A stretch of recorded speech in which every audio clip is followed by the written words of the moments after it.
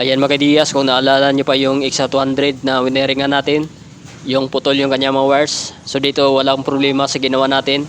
Ang problema dito mga Diyas, yung naging okay na ang kanyang wirings, mayroong ng kuryente. At dito, mayroong problema sa kanyang makina. So walang problema sa ginawa natin. Ayan, meron siyang neutral at nagsa-start. Pero dito mga Diyas, walang retondo yung makina, hindi sa andar. So sabi ni Mary, baka putol daw yung kanyang timing chain. So ito yung i-check natin.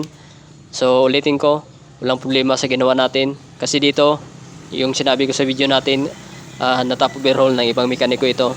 So titingnan natin kung bakit ito ayaw mandar. Tingnan natin yung sa timing chain.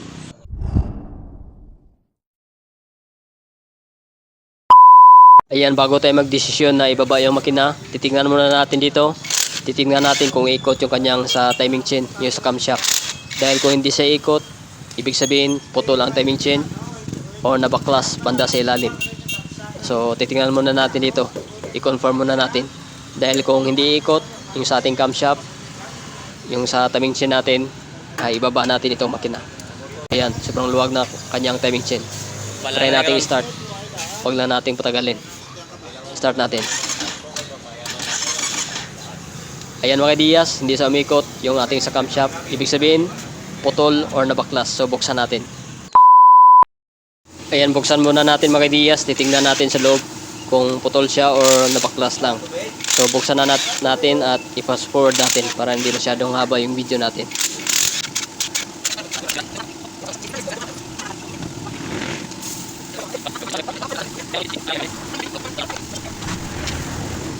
Ayan mga Diyas, makikita natin dito, confirm natin, putol yung kanyang timing chain. Ayan. So para makita natin, tanggalin muna natin itong kanyang magneto. Para makita natin. Ayan, tanggalin natin. Ayan, kung makikita natin dito mga Diyas, putol yung kanyang timing chain. Ayan. So ano ba yung mga dahilan kung bakit naputol ito? So ipakita ko sa inyo mamaya kung ano yung mga dahilan kung bakit naputol ang timing chain. Ayan. So ibaba na natin itong makina at ibalik muna natin yung cover niya. Baka yung oil, kakalat yung kanyang oil. So balik muna natin yan. Kung makikita nyo dito, putol yung kanyang timing chain. So ibaba na natin yung makina. Titingnan natin yung sa head at yung kanyang piston mamaya. Baka naguntugan yung valvula at piston. So baba natin. Ayan, nababa na natin yung kanyang makina. Buksan natin yung kanyang head at yung kanyang lock. Titingnan natin sa loob. So ito na mga Diyas, na shortcut lang natin video, hindi lang tayo maka step by step. So makikita natin dito, mabuti lang mga Diyas, hindi naguntugan yung valvula at yung piston. So okay yung kanyang valvula. Ayan, goods. At yung sa kanyang piston, okay naman. Hindi naman nagpanggaan yung piston at valvula. So ito merong part na kinain ng timing chain. Ayan. So sabihin ko sa inyo mamaya kung ano yung mga dahilan kung bakit naputol yung kanyang timing chain. Ayan. So linisan na natin at i-assemble natin yung kanyang block. At ito yung kanyang timing chain na putol. Ayan. So kabit muna natin yung piston at block at palitan natin itong timing chain na naputol. So ito na mga Diyas, na ikabit na natin yung kanyang cylinder block. So malinis na yung kanyang piston. So walang problema sa kanyang piston. Hindi naman na bumangkay yung kanyang dito sa kanyang valvula. So yan, malinis na yung kanyang cylinder head. At ikakabit natin yung mga parts na maya. Ayan, linisan na rin natin. So pakita ko muna sa inyo yung ikakabit natin na timing chain. So ito lang yung ikakabit natin na Makoto. So depende sa inyo kung original o replacement. Pero sa mga replacement, may mga matibay naman na timing chain gaya ng Makoto. Palitan rin natin ng kanyang tensioner.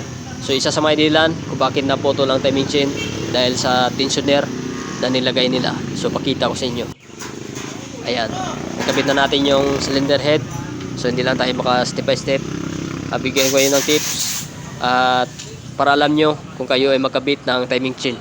So ito mga Diyas, ito yung dahilan kung bakit naputol ang kanyang timing chain. So sobrang haba nito yung sa mga replacement. So dapat kayo ay makabit ng tensioner, dapat i-check nyo ito. So dito mga Diyas, hindi siguro na pansin ng gumawa nito. So ayan, kung makikita nyo dito, So ngayon kapag i-release na natin ito, sobrang haba nito kanyang tensioner. So ang pwedeng mangyari dyan, mapipwersa ang timing chain, sobrang higpit at may tendency na mapuputol. So katulad dito sa kanyang motor. So kapag i-release natin ito, sobrang haba nito. Kaya mabibinat ang timing chain at sobrang higpit. Ayan. Kapag ma-release na natin ito kanyang tensioner, siguradong mapuputol ang inyong timing chain. So ayan, sobrang haba niya. So dapat dito kasi, dapat yung bawasan, pwede nyo itong putulan. Kasi bago na yung timing chain at kapag ganito ang ikabit nyo na tensioner, may tendency na mapuputol ang inyong timing chain. Mas maganda gawin, palitan nyo lang ng pang XRM125. Ayan. So depende sa inyong diskarte. So dito mga Diyas, sundan nyo lang ito. Dapat ilubog nyo ang inyong dalawang bolt dyan. So babarinahin natin maya. So ito yung ikakabit natin, yung pang XRM 125. So yan yung dahilan kung bakit naputol ang kanyang timing chain, dahil dito sa tensioner. So hindi nila binawasan. So ayan, ito yung nangyari, naputol yung kanyang timing chain. So dahil dito. So dito mga Diyas, ay kakabit natin ay pang XRM 125. So palitan na natin. So ito yung dahilan yung sa tensioner. So ito mga Diyas, sa goods nito, palitan na natin ito ng pang XRM 125. So ikabit na natin. So dito pala mga Diyas, bago nyo ikabit itong pang XRM 125, ayan, ipabarinan nyo lang para yung ulo ng inyong Allen bolt ay kasi babanggayan sa inyong starter. So dapat nakalubog yan, ayan. So kahit isang sa bolt lang. Pero dito sa atin, pinalubog lang natin yung dalawang bolt, ayan. So dapat ganyan sa para hindi sa babangga sa inyong starter motor. Ito na mga Diyas, natapos nating masimbol ang kanyang makina. Ikabit na natin ito sa kanyang chassis. So ito yung putol na timing chain. So yun yung mga tips, dapat i-check nyo inyong tensioner bago nyo ikabit. Ayan. So ito pinalitan na natin na pang XRM 125. So ibalik na natin ito sa kanyang motor. So ito na mga Diyas, yung pinalitan natin na timing chain at tensioner. So ikabit na natin mamaya yung exhaust. Bandarin muna natin bago natin ibalik yung tabutso. Ayan mga Diyas, so umandar na siya. So sobrang taas na kanyang minor. So siguro dati pinataas nila yung minor kasi hindi siguro maminor dahil doon sa timing chain na sobrang higpit. So ayun, naputol siya. So dito i-adjust na natin yung minor niya. So ayan mga Diyas, goods nitong motor. Siguro hanggang dito nating video about dito sa XR200. So ibalik na natin yung tabutso at pandarin natin ulit. Ayan mga Diyas, pandarin natin ulit. So yan mga Diyas, sobrang tahimik ng kanyang motor. So okay yung kanyang block at yung kanyang head. So dito merong kaunting kalampag. So normally yan sa mga XR200. So dito palitan lang siguro susunod yung kanyang clutch damper. Ayan, kapag tigain natin, mawala yung kanyang kalampag. Pero pag bitaw, meron siya. So yan, tigain natin, wala. Pag bitaw, so meron siyang kaunting kalampag dito yan. So sa next video lang natin kung sakaling palitan ng may-ari. So yan yung pinagpalitan natin na timing chain.